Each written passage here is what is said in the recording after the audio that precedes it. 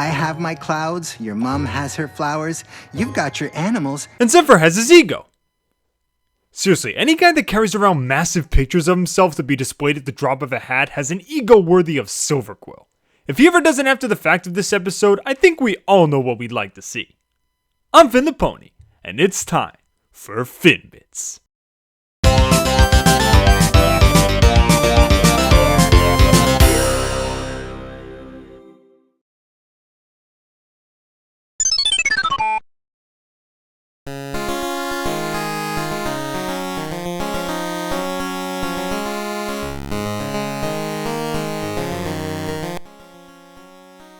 When it comes to character consistency, I wouldn't exactly say that Fluttershy is the top of her class. Her signature trait of shyness tends to bounce around depending on the episode she's in. She might have a moment of assertiveness in one episode, and then relapse in another, and then assert herself, and then relapse again. I guess every pony has their moments, but I think it would be nice to see gradual character progression rather than massive peaks and dips. But hey, this is a whole new season, which means a whole new chance for Flutters to shine. AJ gave us an awesome episode previously, so I see no reason why the Queen of Cowering can't do the same, especially when her next obstacle of assertiveness is her own brother?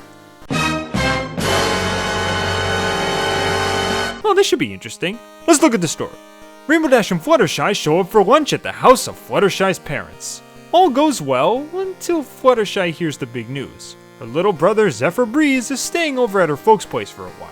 Turns out that he dropped out of main styling school simply because his teachers had certain styles that needed to be mastered and he simply wanted to do things his own way.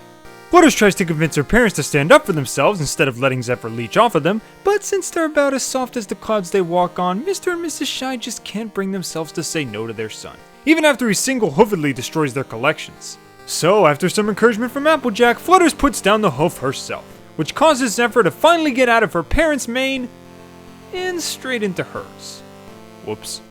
Fluttershy says that Zephyr can stay with her on one condition. He gets a frickin' job. But no matter what position she puts him in, he always manages to weasel his way out of it. Fluttershy eventually kicks that lazy deadbeat out of her place, but feels guilty for doing so and decides to give him one last chance to make something of himself. She explains that failure, or even fear of failure, is no justification for giving up. Attempting to do something won't always end in success, but if you want to get good, you've got to keep pushing forward regardless. So after finally putting forth some effort and turning his hair don't into a hairdo, Zeph manages to graduate from main styling school and finally make something of his life, much to the pleasure of his family and friends. Considering that this was a Fluttershy-centric episode, which are often hit and miss, and the fact that it was written by Dave Rapp, whose only other MLP writing credit is... yeah. I was a little worried about what we were going to get here, but would you believe me if I said that this is one of, if not the best Fluttershy episode to date? Well, allow me to explain. Rarely do I come across an episode where the structure of the story is one of its highest points. Not only is the pacing in this episode as fluid as it can be, with every major event being given the perfect amount of screen time, but the way that the conflict just continues to build and build as the time goes by makes it a really engaging watch. Zephyr moves into Mr. and Mrs. Shy's house, causing Fluttershy to assert herself on their behalf. It works for a little while, but then Zephyr decides to move in with Fluttershy. She pushes him to get a job, but when that plan fails, she has no choice but to kick him out. And after a touching and tender moment between Big Sister Shy and her little bro, Zeph finally has his much-awaited moment of triumph. I gotta give this episode major kudos because this could have easily just been an episode where the entire runtime was spent on Fluttershy simply forming the courage to face her brother. But no, instead of focusing on one dynamic with Fluttershy, we get several, standing up for herself, standing up for others, and dishing out some tough love to one of her own family members. This is a lot of plot, and when you realize that it all fits snugly into the 22-minute runtime with nothing feeling rushed or dragged out, you'll see just how much a well-structured story can do for an episode.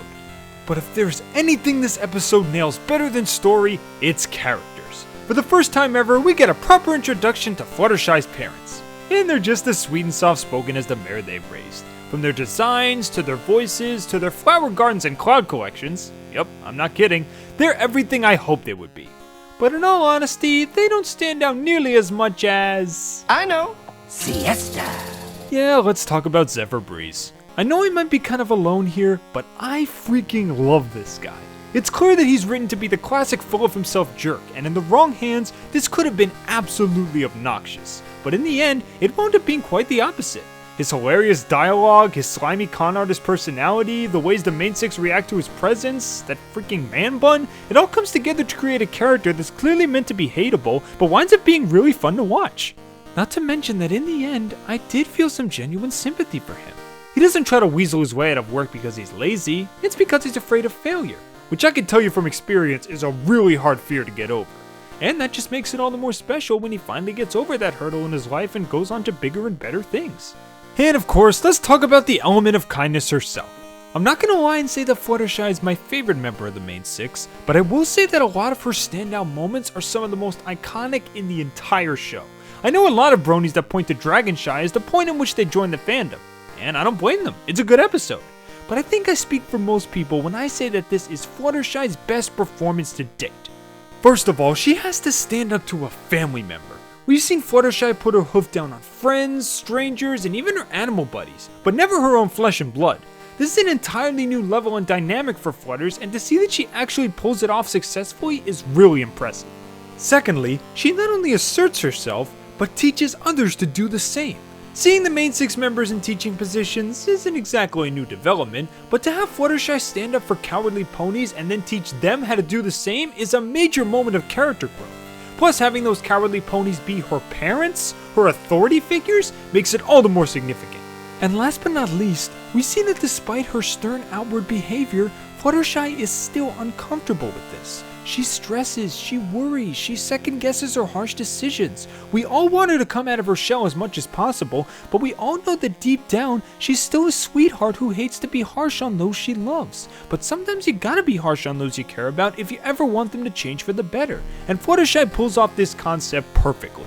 And of course we have to talk about the moral, but surprisingly, this one goes a lot deeper than you might think. On the surface, it's your typical lesson of never give up, even if you fail, or you never know if you'll like something unless you try your best. Simple, but still admirable. But the true magic doesn't come in the moral itself, but how it plays out throughout the story. It's obvious that Zephyr's fear of failing is dangerous to his own well-being, but it's made very clear that he's not the only one suffering. Zephyr constantly mooches off of his family members at their expense, and it never really crosses his mind that what he's doing is hurting those around him.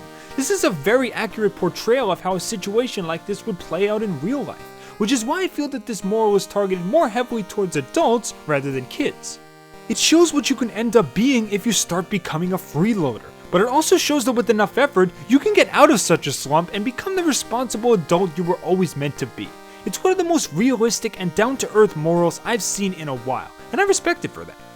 After the less than pleasant portrayal of Fluttershy in her last starring episode, I was really looking for a moment of redemption. An episode that would make me stand up and say, now that's the Fluttershy I know and love. We may have had to wait a season for that episode, but it's finally here. And it is glorious. The story has one of the most solid structures I've seen all season. The characters provide all the laughs, feels, and growth you could hope for. Pretty much any scene with Zeph is chuckle-worthy, which means there's entertainment value throughout, and without a doubt, Fluttershy steals the show here, giving us a fantastic performance and character growth that I'm sure any Flutter fan would be happy to see. I'm really glad that so many episodes this season have gone down the slice of life route, and even more glad that most of them have turned out to be this good. And while Flutter Brutter is not an utter masterpiece, it did make me shudder, so it stays out of the gutter.